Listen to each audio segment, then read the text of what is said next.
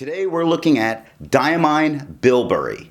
Hi, I'm Adam, and I'm an ink guy. I get inks, test them, and share the results with you. Now, Diamine's Bilberry is a violet or purple ink. But before we get to the writing samples, let's take a look at the sciencey bits. Up first is a chromatography, and I agree with Vita that I've learned a lot by doing multiple chromatographies over the years. Now the one on the left is done the way it's supposed to. I put a line of ink down, I dunk it in water for 10 to 15 seconds. I then let it creep up, and what I see here is a really neat blue, a light blue starting out, which is not an unusual idea with the purple. The purple really comes in at the top where it gets much darker. The one on the right I let dry for 10 minutes before I dunk it into the water. What we see is that it does not run up as light a blue. It's a much darker blue all the way, and it does not travel as far, which makes me feel that on paper this might have a little more hold on than in a pen, but I don't think it would be a problem to clean out of my pen. Resistance tests are done so that I can see how I can expect this ink to hold up on paper, and more importantly, how difficult it might be to clean out of my pens. Now, I let the smear dry for 3 days before I actually test it. When we look at the highlighter, what we see is this ink does not like to be re-wet after it has dried. It completely bloomed out, it feathered all over the place, and it can become illegible in some areas. I have one word written here, but if I have a sentence and I have to decipher it, I don't think I could. Don't use this ink if it's something that you might have to highlight in notes later.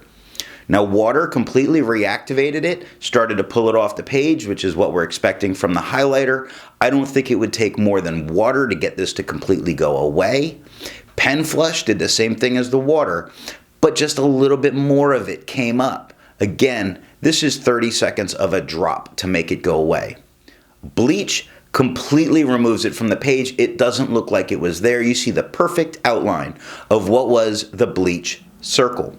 Now this is a bell curve, or a normal distribution. For the 365 inks I've tested, I have found an average viscosity or flow of 2.5. The range of average for normal, the range of normal will go from 2.1 to 2.9. Diamine Bilberry has a viscosity of 1.73, which means that it is a higher flowing or a wet ink. Now this bell curve is for dry times, and for the 365 inks that I've tested, I've found an average dry time of 17 seconds, with the range of normal going from 13 to 21 seconds. I forgot my numbers, and I sat and calculated all that. Diamine Bilberry has an average dry time of 19 seconds, so it is in the realm of normal. It's a normal dry time ink. It's on the slower side of normal, but it is normal. And how do I find my dry time? I use my writing samples. I use the extra fine and medium nib dry times on Clairefontaine, Tomoyo River, and Rhodia paper, and I average that. Now, let's look at the writing sample. I got this ink in sample form, and to keep my writing samples consistent, I use a Jinhao 159 with a 1.1 Goulet stub. I use a Jinhao X450 with a Goulet medium, and a Jinhao X750 with a Goulet extra fine. Let's look at Clairefontaine. We see this isn't actually lined up with the writing on the underside of the page. That's just transfer from another paper. We have no bleeding. We have no ghosting. Looking at 1.1, what's going on right there, that's me. I don't know, I was having a bad writing day or a something. I don't know.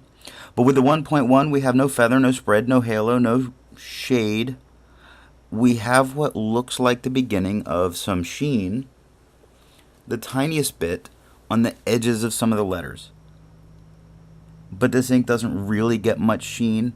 The thing is, in the swab, we get moments when I'm doing for the chemical test. So it looks like it should have some sheen, but it doesn't really come through in the writing. With the extra fine, we have no feather, no spread, no halo, no sheen, no shade, although it's a tad lighter than the 1.1 or the medium. It takes 13 seconds to dry. Looking at the medium, we have no feather, no spread, no halo, no sheen, no shade, and 19 seconds to dry. Looking at the scrubby, that sheen does not come through. So although it showed up on the swab that I used for chemical testing, it did not show up in really much of the writing samples. We have no color variation on the scrubbies on either the extra fine or the medium, and when it comes to the smear test to see if I could recover it, it looks like the medium might recover. The extra fine must have been going down super wet that day. Looking at Tomoyo River, we have no bleeding. We do have ghosting. It's Tomoyo River. What's going on right up here at the top? That was me. I smudged it. That's not feathering. With the 1.1, we get no feather, no spread, no halo, the beginnings of sheen, and I don't think I'm going to get the camera to pick it up. I don't think I'm going to get it. Let me give it a second. Not going forever on it. Alright, we only get the beginnings of some sheen, not any real sheen with this ink. We get moments at the beginning on the Y, on the L, but it doesn't show up in the scrubbies when we get there. So the extra fine, we have no feather, no spread, no halo, no sheen, no shading, although the shade of the writing is a little bit lighter than what we get with the 1.1 or with the medium. So you can control the shade of this particular ink through what pen you put it in. You can get slightly different shades controlling your nib and the flow of the pen. 20 seconds to dry. The medium, no feather, no spread, no halo, no sheen, no shade. 27 seconds to dry. And when we look at the scrubby, we see no color variation, and the sheen doesn't really show through at the very tops and a couple spots. On the extra fine, I start to get some. Same with the medium, but it really doesn't come through. And the smear, not really. You're not going to save it. Looking at Rhodia paper, no bleed, no ghosting. With the 1.1, we get no feather, no spread, no halo, no sheen, no shade. But a tad lighter in the extra fine that has no feather, no spread, no halo, no sheen, no shade. But the shade of the color of the extra fine is a little bit lighter than what we get with the 1.1.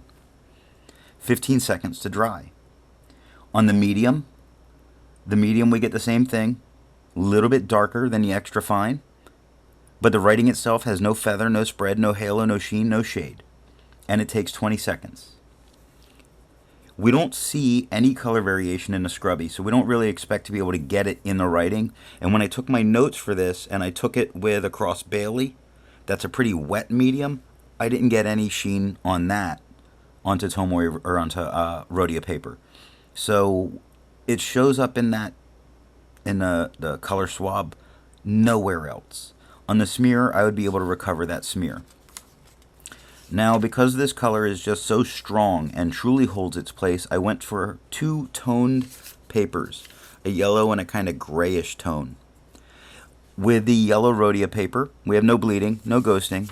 We don't expect a lot in performance difference. I just want to be able to see the color difference. And look at that, no color difference. This is a strong color. This color holds its ground against a yellow background.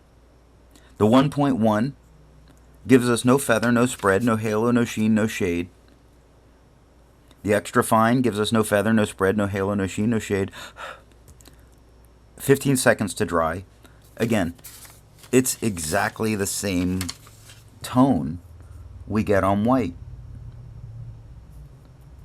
That's how strong this color is, that even a different tone or a different color paper isn't affecting it.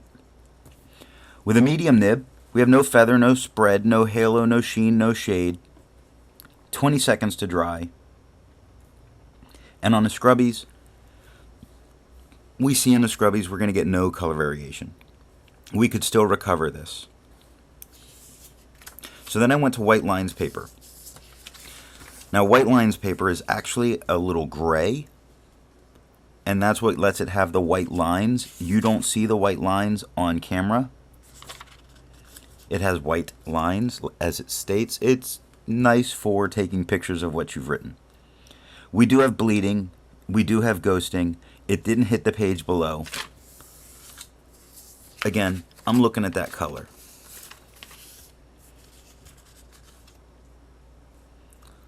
Look at how steadfast that color is. White, gray, and yellow. The color is basically unchanged. This is a strong ink. With the 1.1, we do have feathering. That's this paper. That's not the ink. This is more of a heavier notebook paper, but it's still a notebook paper. We do have feathering. I want to say do have a little bit of spread. If we look at that downstroke, we look at the top of the D. Tiniest bit of spread. It's not anything that would affect my using this paper or this ink on this paper. The bleeding would affect my use.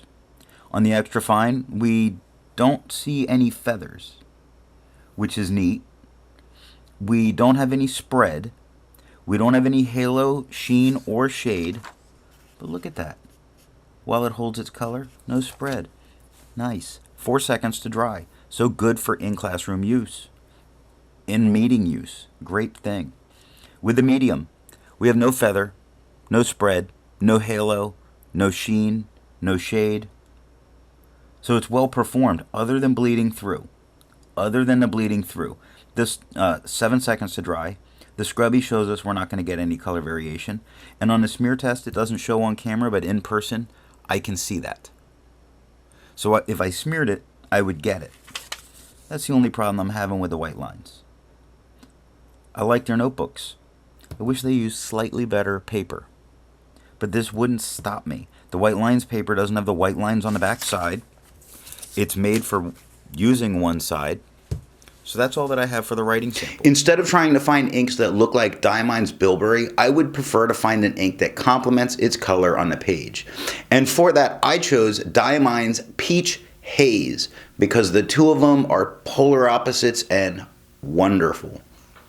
Before I get to my opinion on this ink, I would ask if you've enjoyed this video, give it a thumbs up. And if it's your first time here, I would invite you to subscribe. Now, to make sure I have a range of experience with this ink, what I do is I do my writing samples. I then put the ink into a different pen and write with it for a day. I then put it into a Cross Baily with a medium nib to take my notes for this video. So what do I think of Diamine's Bilberry? I think the color is incredibly consistent from any nib on any paper.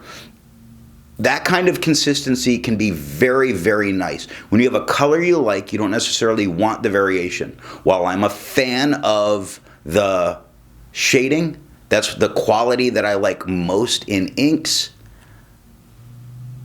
Being consistent, being boring and predictable, and boring is not bad. Boring means I know what I'm going to get. This is good. So now the big question, would I buy a bottle of this ink? Absolutely. This is a great color. Even though it doesn't have some of the properties I would prefer, as a color, it's wonderful to look at. And I've never seen a rollerball or ballpoint that would be mistaken for this. So yes, and thanks for watching.